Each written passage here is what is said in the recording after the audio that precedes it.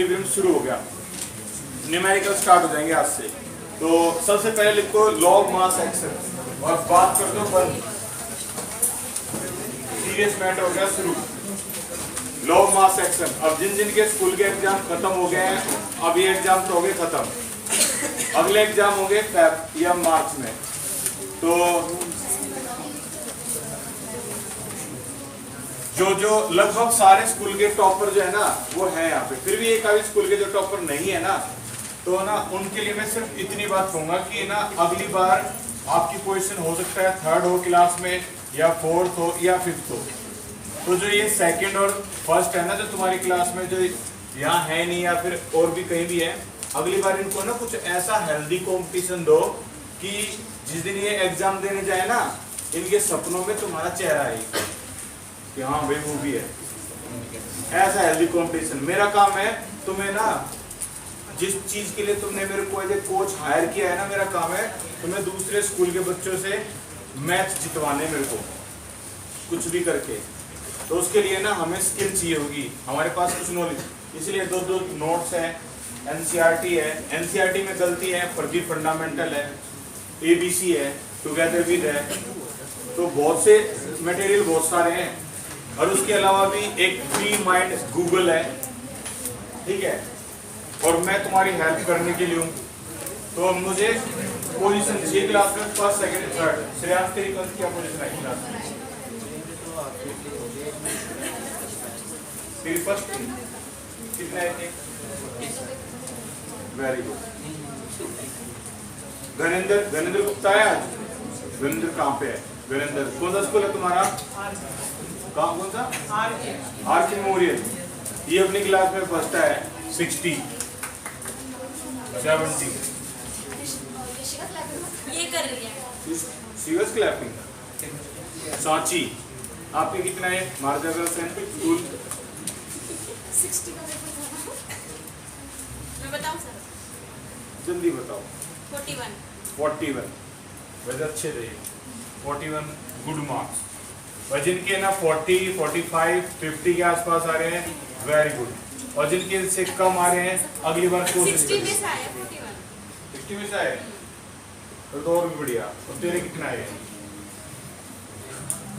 तेरे कितना है? तेरे मेरे तो आए, मेरी तो है ही। तो इसके कितने हैं? इसके 31 है। इतनी छोटी है। चलो ठीक है भाई। Law mass action, law mass action. और प्रतीक का है मॉनिटर तुम्हारा 0.27।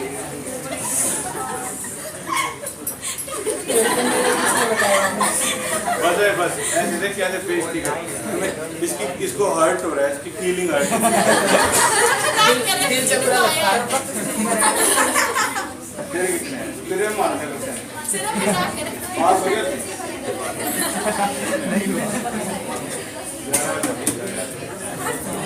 अब मेरे को हर्ट हो रही है।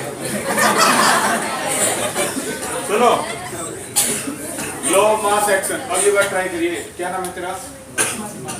हिमांशु उड्डा नाम है इसका। और मैं बताता हूँ, इस लड़के के ना 70 में से 15 नंबर आए हैं। सुनना 60 में से 15, 60 में से अब बहुत बढ़िया है। 60 में से 15 मैं प्रॉमिस कर रहा हूँ इसके फैब में तुम मार्क्स तुम्हारे सामने रखूंगा मैं, इसके मार्क्स, ठीक है ना? मैं दिखाऊंगा ये क्या कर सकता है, ठीक है भाई हिमांशु? अब हम दोनों को टीम में काम करना है, हम जितने भी हैं हिमांशु जैसे टीम में। मैं मजाक नहीं कर रहा, ये मजाक नहीं है। जतिन सच्ची वाले नंबर बता दे अपने जो बिल्कुल एक्यूरेट है। कितने? इस लड़के के ना 30 नंबर आया, पता है हाईएस्ट 40 गया इसकी क्लास में, और इसके ना पास होने की दूर दूर तक उम्मीद नहीं थी।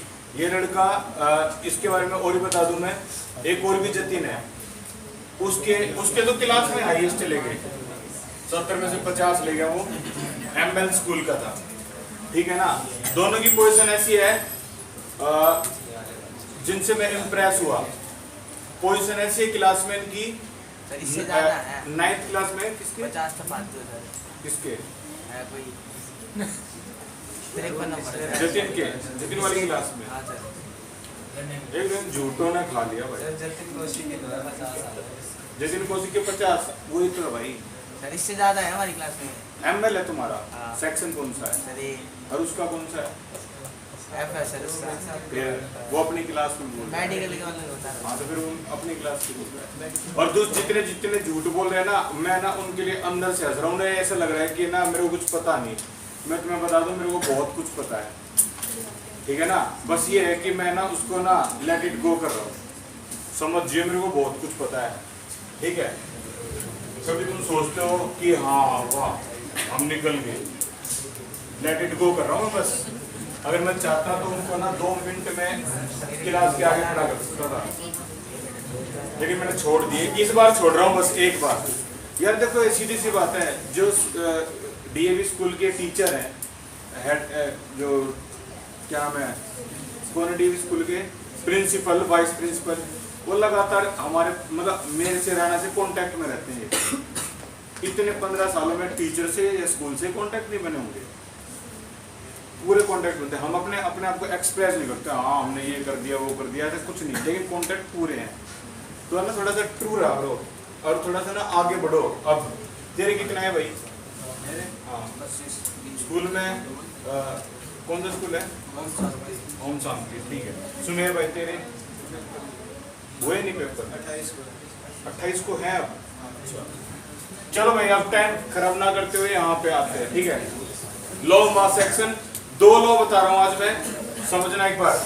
ए बी सी और डी, ये तो होती है भाई एक इक्विलिब्रियम की इक्वेशन। अब चुपचाप एक बार समझते रहना, न्यूमेरिकल तक जाना है हमें। छोटा A B C D small value जो है इनको बोलते हैं क्या? Stoichiometric coefficient. ये तो हो गया स्टोइकियोमेट्रिक कोएफिशिएंट। और capital A, capital B, capital C और कैपिटल डी, ये हो गए तुम्हारे। कैपिटल ए और कैपिटल बी के बारे में बोलो भाई, क्या है ये? रिएक्टेंट। और capital C capital D product. Law of mass action छोटी सी बात कर रहा है, rate is equal to, rate directly proportional है किसके? ए की पावर ए और बी की पावर बी। बस अगर रेट सिर्फ किसकी बात करें? रिएक्टेंट की, इसे बोलते हैं लॉ ऑफ मास एक्शन। और अगर रेट प्रोडक्ट रिएक्टेंट दोनों की बात करें, इसे बोलते हैं इक्विलिब्रियम लॉ, जो कि आज का सबसे इंपॉर्टेंट टॉपिक है। ये एग्जाम में बहुत बार आया है, ये 14-15 सालों में 1 या 2 बार देखा मैंने लॉ ऑफ मास एक्शन। अच्छा इसका मतलब क्या है? मतलब ये है कि भाई जो तुम रिएक्टेंट लेके जाते हो ना लैब में, उसमें ना ए और बी, मान लेते हैं ए है आयरन नेल्स, आयरन के नेल्स होते हैं, और बी है हाइड्रोक्लोरिक एसिड। मैंने बी डाइल्यूट ले लिया और बी में वो डाल दिए, डाइल्यूट HCl में क्या डाल दिया मैंने? आयरन नेल्स डाल दिए। रिएक्शन पता क्या होगी? स्लो रिएक्शन होगी। अब तुम खुद सोच के देखो, अगर कंसंट्रेटेड HCl में अगर मैं आयरन नेल डाल देता, रिएक्शन स्लो होती, भयंकर होती रिएक्शन। ऐसी होती जैसे गर्म तेल में प्याज डाल दियो, ठीक है, इतनी तेज रिएक्शन। तो अब तुम ही बताओ, ये जो ब्रैकेट है, पहले तो इसका ध्यान दो बेसिक्स का, इस ब्रैकेट को बोलते हैं कंसंट्रेशन, ठीक है। जहां भी ये ब्रैकेट आ गया स्क्वायर ब्रैकेट, कंसंट्रेशन। तो किसकी हाई कंसंट्रेशन थी? डाइल्यूट HCl की या कॉन्क HCl की? कॉन्क की। तो जिसकी कंसंट्रेशन हाई होगी उसका रेट यानी स्पीड रिएक्शन की क्या होगी? हाई होगी। बस यही बात ये बोल रहे हैं, रेट डायरेक्टली प्रोपोर्शनल है कंसंट्रेशन। जिसकी कंसंट्रेशन आई उसकी speed I, rate I, rate of reaction I, ठीक है। अब इसको अगर हम नॉर्मली लिखें तो ये हो जाएगा रेट किसके इक्वल है? के, ए की पावर ए और बी की पावर बी। के का मतलब है कांस्टेंट, ठीक है। अब इससे हम क्या बना सकते हैं? पूरी डेफिनेशन बना सकते हैं बिना रट्टा मारे। कैसे? लॉ ऑफ मास एक्शन क्या रिप्रेजेंट करता है? It represent rate which is directly proportional to the molar concentration of reactant, ठीक है ना। या फिर कह दो which is directly proportional to the product. Product का मतलब multiply of molar concentration of reactant with each reactant has some power which is equal to stoichiometric coefficient। छोटा a छोटा b जो है वो stoichiometric coefficient है। ठीक है, फिर से रिपीट कर रहा हूं, rate which is directly proportional to the product यानी multiply of molar concentration of reactant with each reactant raise to some power which is equal to इसके स्टोइकोमेट्रिक कोएफिशिएंट। अब सीधे आ जाओ अपने नोट्स में, नोट्स में आओ भाई, सीधे सीधे नोट्स में नंबरिंग है ना नीचे करी गई है इस बार 1 2 3 4, ठीक है 1 2 3 4, उसमें ना नंबर 2 पे बॉटम में देखो लॉ ऑफ मास एक्शन मिल गया। अब इसकी डेफिनेशन देखो, at constant temperature comma the rate of a chemical reaction is directly proportional to the rate of chemical reaction is directly proportional to the product of molar concentration of reactant. ये देखो यहाँ पर जहां भी product लिखा हो उसके ऊपर लिख दो मल्टीप्लाई, ताकि जनवरी में तुम्हें याद रहे। अब हमारा सीधा टारगेट फैब है, फैब में करेंगे धमाका। प्रोडक्ट का मतलब multiply of the molar concentration of reactant with each reactant raise to some power which is equal to stoichiometric coefficient. हो गया भाई, और ये हो गया इसका रिप्रेजेंटेशन, खेल खत्म। ये था लॉ ऑफ मास एक्शन। अच्छा, अब यहाँ पे दूसरा जो लॉ आता है वो जो कि सबसे इंपॉर्टेंट लॉ है, ये है हमारा इक्विलिब्रियम लॉ, और इसको बोलते क्या है, इसको बोलते हैं लॉ ऑफ केमिकल इक्विलिब्रियम, यानी यहां से केमिकल इक्विलिब्रियम शुरू हो चुका है। लॉ ऑफ इक्विलिब्रियम, शॉर्ट में क्या बोलेंगे, इक्विलिब्रियम लॉ। अगली डेफिनेशन, ये किसकी बात करेगा, तो आंसर ए बी सी और डी, आंसर ये बात करेगा दोनों की, प्रोडक्ट की भी और रिएक्टेंट की भी। जैसे यहां पर इसको बोलते हैं केसी। What is KC? इसका नाम है इक्विलिब्रियम कांस्टेंट। सी का मतलब for concentration, equilibrium constant for concentration. ये होता क्या है, प्रोडक्ट अपॉन में रिएक्टेंट होता है, तो ये प्रोडक्ट डी की power D divide by reactant A की पावर ए और बी की पावर बी, इसे बोलते हैं इक्विलिब्रियम कांस्टेंट। जिसका एक्सप्रेशन क्या है, एक्सप्रेशन ये है, रिप्रेजेंटेशन एक्सप्रेशन बात एक है। तो इसकी डेफिनेशन कैसे बनाओगे भाई, तो देखना इसकी definition, equilibrium constant which is equal to, या तो हम फंस गए भाई, इसको लिखेंगे क्या है, प्रोडक्ट, और मल्टीप्लाई को भी क्या बोलते हैं, प्रोडक्ट। ये तो फंस गए भाई। तो एक काम करो, जो मल्टीप्लाई वाला प्रोडक्ट है उसको तो रखो प्रोडक्ट, लेकिन जो रिएक्टेंट प्रोडक्ट वाला प्रोडक्ट उसको क्या बोलने वाले हम, प्रोडक्ट्स, ठीक है। तो अब देखना इसकी डेफिनेशन, इसकी डेफिनेशन बनाएंगे कैसे, पहले बोर्ड पे देख लो, सिंपल, इतनी 6 या 7 लाइन की डेफिनेशन है, तो यार इसी से बनती है। वो क्या है, equilibrium constant which is equal to product, कौन सा, मल्टीप्लाई वाला product of molar concentration of products with each concentration raise to some power which is equal to stoichiometric coefficient divided by, फिर से आ जाओ, product of molar concentration of reactant with each reactant raised to some power which is equal to stoichiometric coefficient। फिर बोलो एक बार, product of molar concentration of products with each product raised to some power which is equal to stoichiometric coefficient, जो पहले किया था, divided by product यानी multiply of molar concentration of reactant with each reactant raised to some power which is equal to stoichiometric coefficient। अब इसमें अपने notes में definition देखो, नंबर 3 के टॉप पे देखो भाई, एट ए गिवन टेम्परेचर, मिल गया, एट ए गिवन टेम्परेचर, ऊपर लिख दो भाई, इस पे मोस्ट इंपोर्टेंट यही है जो एग्जाम में आती है definition. At a given temperature the product of concentration of reaction products with each concentration raise to some power which is equal to stoichiometric coefficient is divided by, the product is divided by के आगे ना अपनी तरफ से भी लिख सकते हो, वैसे इनका इसका भी ठीक है, divided by reactant with raise to some power which is equal to stoichiometric coefficient in a balanced chemical equation, ठीक है। ये हो गया।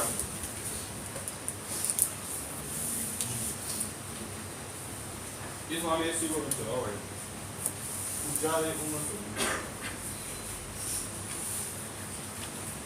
आगे चलते हैं। इसका एक्सप्रेशन तुम्हारे सामने है। अब आता है रिप्रेजेंटेशन यानी न्यूमेरिकल सेक्शन इस चैप्टर का। देखो भाई, अब जो जो क्वेश्चन मैं तुम्हें दूं वो करके दिखेंगे।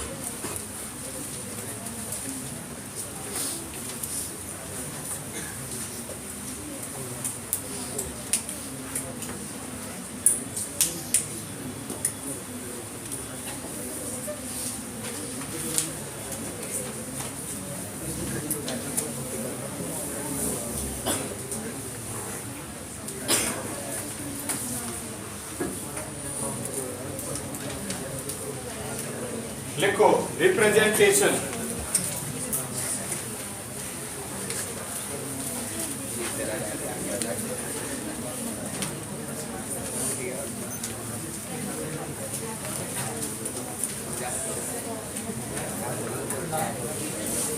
चलो भाई, रिप्रेजेंटेशन को देखो। यहां से एग्जाम में न्यूमेरिकल्स होते हैं तुम्हारे यहां से शुरू। पहला रिप्रेजेंटेशन है। अब यहां पर ना दो फॉर्मूले आपके हो चुके हैं। फॉर्मूला लिस्ट बनाओ, इंपॉर्टेंट फॉर्मूला।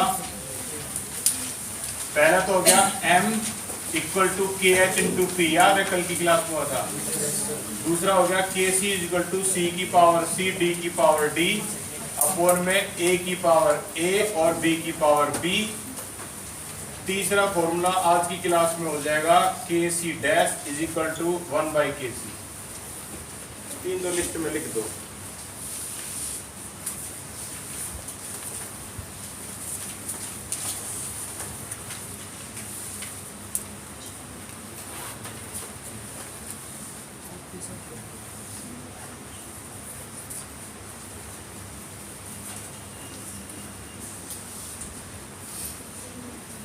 रिप्रेजेंटेशन S2 जो गैस फेज है, I2 जो गैस फेज है, विल गिव यू 2HI जो कि गैस फेज है। अब इसका रिप्रेजेंटेशन लिखना भाई, KC का आएगा ये। इसको एक्सप्रेशन बोलते हैं, रिप्रेजेंटेशन बोलते हैं। तो रिप्रेजेंटेशन के ब्रैकेट में लिख लो एक्सप्रेशन। तो KC का रिप्रेजेंटेशन अब बताना एक बार। कौन कौन से फेज अलाउड होते हैं? आंसर, गैस फेज अलाउड होता है और एक्वस फेज अलाउड होता है। These are allowed. कौन कौन से फेज अलाउड नहीं होते एक्सप्रेशन में? सॉलिड अलाउड नहीं होता और लिक्विड। ये दोनों पे क्रॉस लगा दो। इस बच्चे ने लिखा हुआ है ओनली गैस और एक्वस फेज। तुम चाहो तो इस तरीके से लिख सकते हो। चलो अभी अब एक्सप्रेशन लिखते हैं। केसी HI प्रोडक्ट है, प्रोडक्ट की 2 बात नहीं भी। हेलो, HI प्रोडक्ट है, प्रोडक्ट की 2 डिवाइडेड बाई रिएक्टेंट H2 और यहाँ पर क्या है I2। लो हो गया एक्सप्रेशन। अगला एक्सप्रेशन है N2 gas phase 3H2 gas phase will give you 2 ammonia gas phase. तो KC का एक्सप्रेशन, कौन कौन से फेज अलाउड है? गैस और एक्वस, या सारी गैस है यानी सारे अलाउड है। तो कैसे लिखोगे? अमोनिया की पावर 2 डिवाइडेड बाई N2 और H2 की पावर 3, ये अलाउड है। अब अगर मान लो क्वेश्चन ऐसा आ जाए, calcium carbonate solid phase will give you calcium oxide solid phase plus में CO2 गैस फेज। अब क्या करोगे भाई? यहाँ तो अलाउड ही नहीं है, सॉलिड तो अलाउड ही नहीं है। तो कैसे आंसर क्या आ गया? KC is equal to CaO, तो ये तो अलाउड ही नहीं है, हटाओ।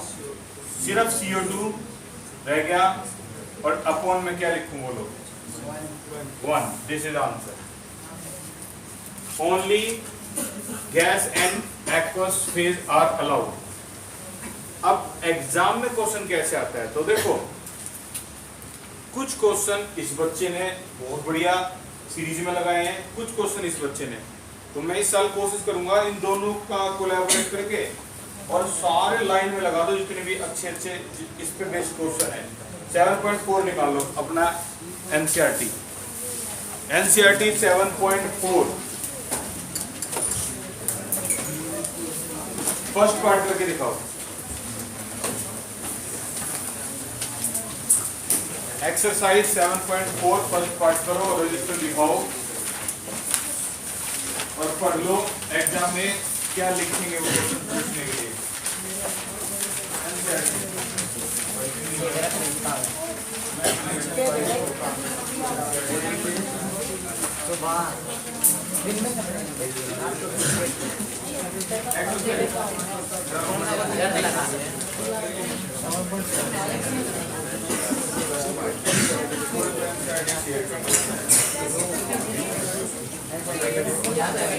इसका फर्स्ट पार्ट करो।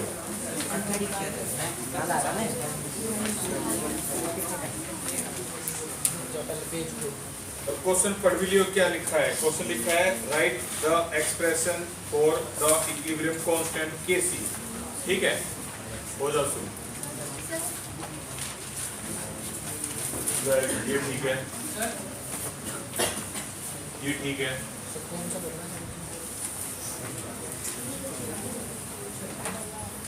सीता ये ठीक है, लेकिन तेरा Kc कहाँ है? Kc हमारा Kc ये कैसा ये ठीक है, लेकिन ये यहाँ वो भी देखना वहाँ पे अमोनिया के आगे 2 था। नहीं भाई ये भी गलत है। देखिए वही सही तरह नैनो और ये जो दिख रहा है नैनो सीएस एक साल में सही है। ये भी गलत है। ऊपर आओगा ठीक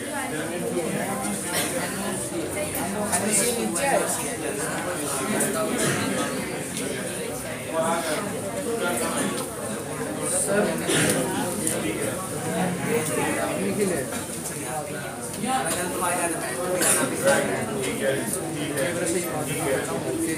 NOCl ठीक है, ठीक है, प्लस में ठीक है, ठीक है, ठीक है। हाँ Kc का है Kc, लेकिन ये 2 नहीं आता।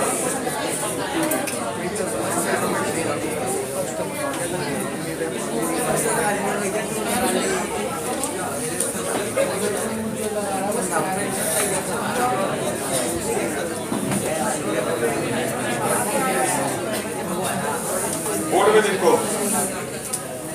भाई, मोस्टली तो देखो 80% आंसर बिल्कुल ठीक थे, और जो माइनर मिस्टेक वाले हैं वो चेक कर लो एक बार। Kc = NO की पावर 2 होगी। कहीं पता नहीं क्या ही सोच रहे हैं, 2NO की पावर 2, ये क्या चक्कर हुआ भाई? सिर्फ NO की पावर 2, जो कोफिशिएंट होते हैं ना वो पावर बन जाते हैं। ये नहीं कि तुम कोफिशिएंट भी लिख रहे हो पावर भी, ये गलत है। अच्छा बीच में कहीं मल्टीप्लाई कर रहे हैं, नहीं भाई नहीं, मल्टीप्लाई नहीं होता, सीधा सीधा Cl2 डिवाइड बाई NOCl की पावर 2। ये था इसका परफेक्ट आंसर। अब जो सबसे ज्यादा गवर्नमेंट स्कूलों ने क्वेश्चन पूछा है वो है कॉपर नाइट्रेट, यानी दूसरे वाला। करके दिखाइए,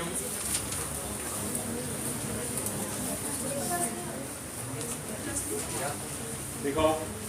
वेरी गुड धीरज, तेरे कितने है? 50 आ गई। कौन सा स्कूल है? बाकनेर। अच्छा वो एक बार तुम मिल के जियो मेरे से। Kc कहाँ है भाई? जाके तुम भी मिल के जियो आज। तेरे पापा से बात करनी पड़ेगी, मैं बता रहा हूँ। ये तो बहुत गलत है। चौहान, ठीक है। तेरा नाम क्या? दीपांशु चौहान।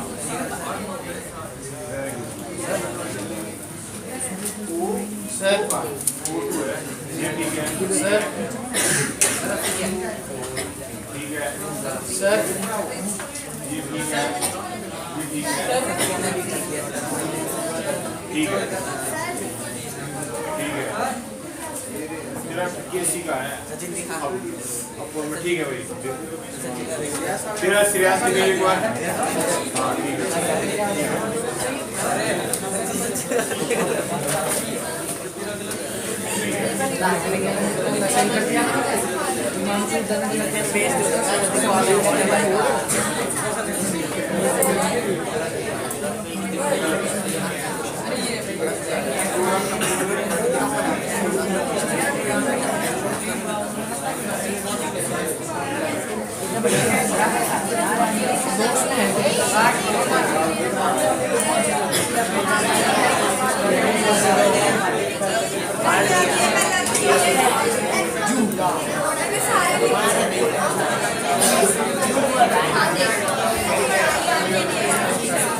फिर से भाई बैक टू बैक के सी इक्वल टू एन नोट 2 की पावर क्या और O2 की पावर क्या 1 बाकी अपोन में 1 डालना चाहो तो डाल लो नहीं तो नहीं भी करोगे वो भी ठीक है। कितने बच्चों का है एग्जैक्टली ये वेरी गुड 80-90% चले गए। और जितने प्राइवेट स्कूल है ना जितने भी प्राइवेट स्कूल हैं वो पूछेंगे थर्ड भाई ये मैं ये क्या होता है इसे पता क्या बोलते हैं सुनो ध्यान से एक बार कोई बच्चा बताएगा इस ब्रैकेट का नाम क्या है और इस ब्रैकेट का नाम क्या है this is called parenthesis and this is called square bracket ठीक है तो इसका नाम है पैरेंथेसिस ये ब्रैकेट नहीं डालना डालते गलत है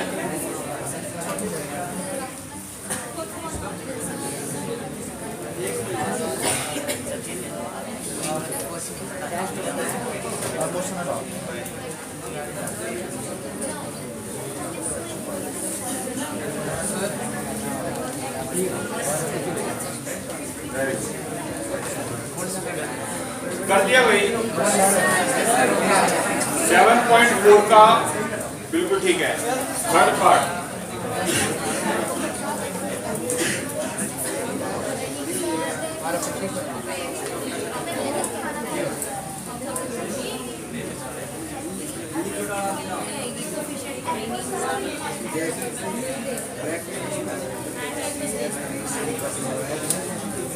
लिक्विड फेज नॉट अलाउड ये करेक्ट आंसर है चेक करिए कितने बच्चों का है ये बहुत बढ़िया चिराग तेरा भी नहीं आया क्या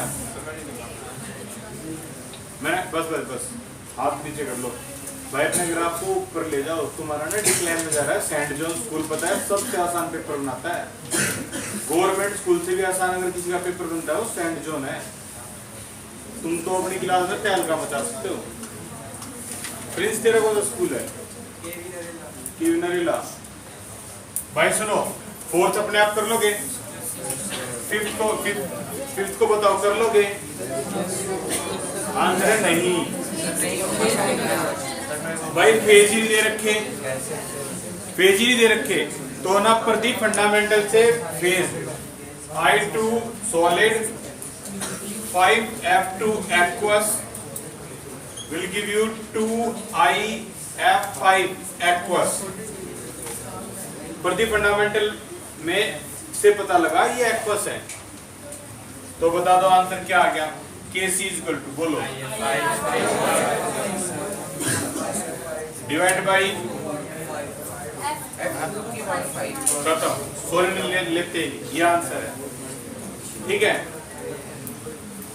अब जो अलग अलग स्कूलों में नहीं जो हर स्कूल में सबसे ज्यादा पूछा अब इस बच्चे ने ये दूसरे वाले बच्चे ने तो चलो सीरीज में लगा दिए सारे एक्सप्रेशन के बेस्ड क्वेश्चन अगला क्वेश्चन ना तो उसने लगाया ना इसने लगाया 13 ये अगला क्वेश्चन होना चाहिए था मोस्ट इंपोर्टेंट आज का सबसे ज्यादा इंपोर्टेंट यही है मोस्ट इंपोर्टेंट करके दिखाओ भाई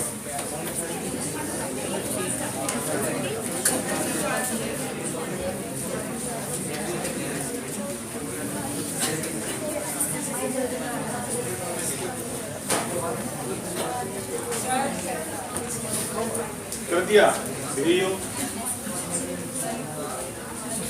ठीक है। सर रिएक्शन ही नहीं आ रहा। हाँ अब इसका तू एनसीईआरटी लगता है स्कूल में कौन पढ़ रहा है? वेरी गुड भाई, सबके आंसर ठीक है। एक छोटी सी गलती है और वो ये है, सुनो। और इनके फेस ऐसे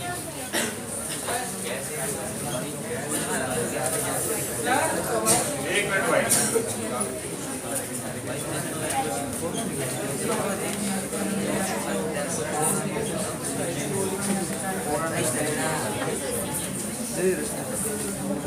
देखो सुनो भाई, अब की बार उल्टा काम है। इसमें केसी दे दिया, एक्सप्रेशन दे दिया, इक्वेशन लिखनी है अब की बार। तो भाई अब इक्वेशन लिख तो दे, फेज तो बता देते। दो फेज में कंफ्यूजन है, गैस हो सकता है, एक्वस हो सकता है। अगर वो कुछ भी नहीं दे रहा तो हम भाई गैस ही लिखेंगे, हम लिखेंगे। फिर रीजन रूल क्या है, उनको ना ब्रैकेट में अंदर ही फेज देने चाहिए। नहीं दे रहे तो हम क्या लिखेंगे, गैस। तो आंसर हो गया हमारा, प्रोडक्ट ऊपर होते हैं, रिएक्टेंट नीचे।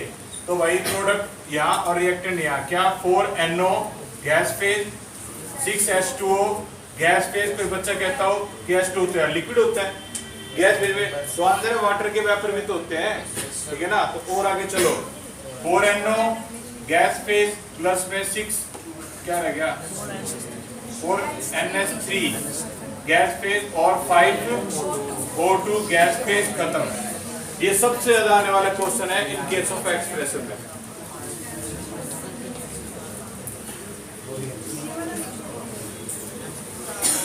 भाई 2 टॉपिक रह गए और उस बैच के बराबर आ जाएंगे हम। मॉर्निंग बैच तो भाई सबसे आगे है, वो उसको मीट नहीं कर पाए, कैसे नहीं कर दो इसे रब।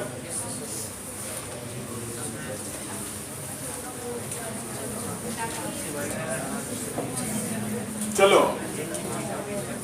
एक और छोटी सी बात और आगे बढ़ते हैं। एक होता है होमोजीनस इक्विलिब्रियम और एक होता है हेट्रोजीनस इक्विलिब्रियम। एक होमोजीनस और एक हेट्रोजीनस, ठीक है। अब नोट्स में इस बच्चे ने एग्जाम्पल ही लिखे हैं, अब तुम एग्जाम्पल लिखियो, क्योंकि एग्जाम्पल से तो बहुत जल्दी समझ में आएगा। ऐसा इक्विलिब्रियम जिसमें सारे फेज सेम हो का मतलब है होमो, और फेज एक भी अलग हो गया तो क्या हो जाएगा, हेट्रो। जैसे N2 gas phase 3H2 gas phase will give you 2 ammonia gas phase. बताइए सारे फेज कौन से हैं, होमो, होमो, ठीक है ना। अगर एक भी फेज अलग हो गया, जैसे calcium carbonate solid phase will give you quick line, यानी कैल्शियम ऑक्साइड प्लस CO2, ये भी सॉलिड और ये गैस। बताओ क्या ये सेम फेज है? एक से ज्यादा फेज आ गया हेट्रो। चलो डेफिनेशन नंबर 4 की टॉप पे देखो, होमोजेनियस की डेफिनेशन है, in homogeneous in equilibrium all reactant and product are in same phase. Hetero में देखो reactant and product are in different phase. कर दोगे भी इतना, या मोर देन वन फेज। एक काम करता हूं मैं, एक डेफिनेशन और हेट्रो की लिख लो भाई जल्दी से। हेट्रो की एक डेफिनेशन और लिखो इसी के जस्ट नीचे, हालांकि ये समझ में आना चाहिए था, वो तुम आ गया। लिखो in heterogeneous equilibrium comma the reactant, रेंदो यही डेफिनेशन है इसकी भी। रेंदो कोई नहीं, मन में गाली दे दो लेकिन कोई नहीं। अच्छा आगे चले भाई। कैल्शियम कार्बोनेट है यहाँ पे, जल्दी करो जल्दी। हाँ एग्जाम्पल उसके नीचे लिख दो भाई, इस बच्चे ने एग्जाम्पल लिखे, प्रतीक तू भी मिल के जीवा, और तुम दोनों हर्ष और हिमांशु दोनों, ठीक है। मैं तुम्हें तुमसे मिलाऊंगा।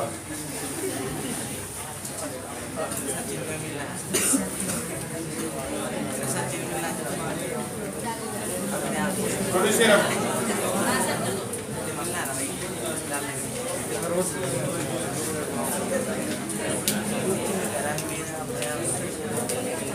संडे को संडे को हम नीट के क्वेश्चन करेंगे जो इतने टॉपिक पे बेस्ड थे, ठीक है ना, कितने ऐसे टॉपिक है। हाँ, उस 50 मिनट में कुछ ना कुछ तो ऐसी बातों में पता लगेगी जो इसमें है ही नहीं। हाँ बोलो। इसी पे आएगी, इसी पे ही नॉर्मल क्लास में आइए, वहां पर पूछ लियो एक बार, ठीक है। सुनो, आज का लास्ट टॉपिक खेल खत्म। Equilibrium constant for reverse reaction. Equilibrium constant for reverse reaction बड़ी सिंपल, मैंने पहले बोल दिया था ये चैप्टर आसान है और तुम्हें लग भी रहा होगा। ये सीरियसली आसान है, एंड तक आयनिक इक्विलिब्रियम तक आसान है। हाँ, लेंथ बहुत है, 101 क्वेश्चन है, लेकिन मजेदार क्वेश्चन है। ऐसी बातें पता लगेगी बहुत अच्छी। Equilibrium constant for the reverse reaction, बताओ इसका क्या मतलब है। ये देखिए एक बार, H2I2 will give you 2HI। इसका Kc निकालोगे तो क्या आएगा, HI की पावर 2 H2 और I2। इक्वेशन नंबर 1 चेक करो अगर ठीक है एक्सप्रेशन। अब मैं इसको रिवर्स कर रहा हूं, फॉर रिवर्स ये क्या हो जाएगा, 2HI will give you H2I2। और अब बताओ क्या, अब जो मैं Kc निकालूंगा H2I2 HI का स्क्वायर, अब मैं जो Kc निकालूंगा वो ऊपर वाले Kc से सेम है भाई, उल्टा है ना, रेसिप्रोकल है ना। तो मैं Kc यहाँ लिख दूं, यहाँ भी Kc लिखूंगा, Kc डैश लिखूंगा, ये अलग है, वो सेम थोड़ी ना है जो मैं Kc लिख दूंगा, अलग है ना। तो अब हमें क्या पता लगा, फ्रॉम 1 and 2 हमें एक बात तो साफ पता लगी, Kc डैश 1/Kc है। ये सीबीएसई वाले पढ़ा देते हैं इतना, और ऐसे Kc और Kc डैश के 3 और फॉर्मूले पढ़ लो ना तो नीट मेंस भी क्लियर। नीट मेंस में आते हैं 3 एक्स्ट्रा फॉर्मूला आते हैं, जिसमें सिर्फ ये इतना पढ़ा के छोड़ देते हैं, खत्म। क्यूट सी क्लास होती है 11th की, सीबीएसई तक की नॉर्मल। अब भाई ये पेपर रह गए, आज का टॉपिक ये तीसरा फॉर्मूला था हमारा, वो लिस्ट में आ गया। और ये पेपर है, इनके नंबर सुन लो।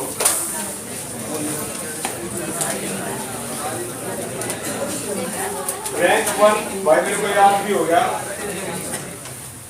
रैंक 1 है एक तो डीएवी स्कूल का टॉपर, 70 में से 64 आए थे, रोहन।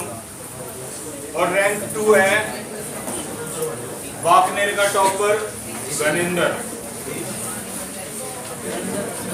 नंबर कितना है इसके, आए थे 60।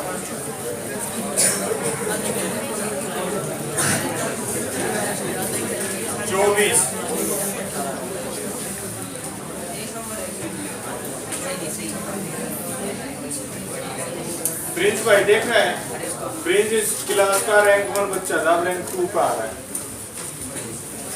और ये यही कंपटीशन चाहिए, हेल्दी कंपटीशन।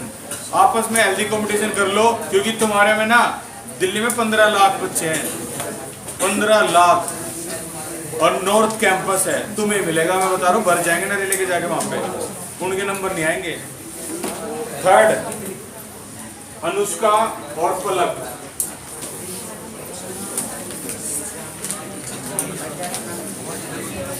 ओके।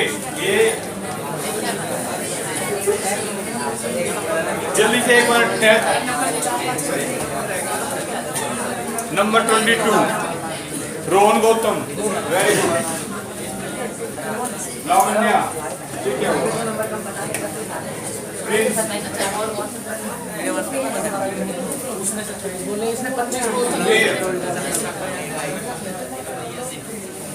तुम एक बार दोनों फिर से बैक करो भाई, ठीक है। ध्रुव,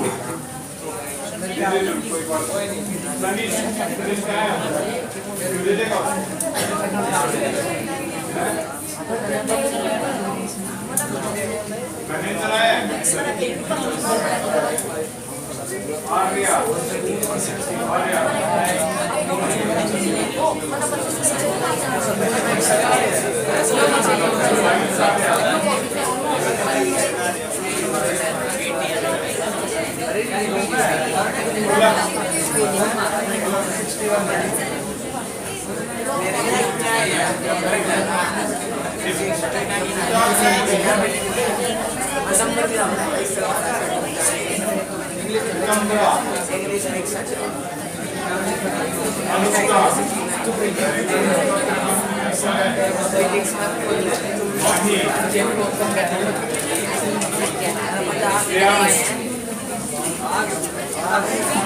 और भाई हर्ष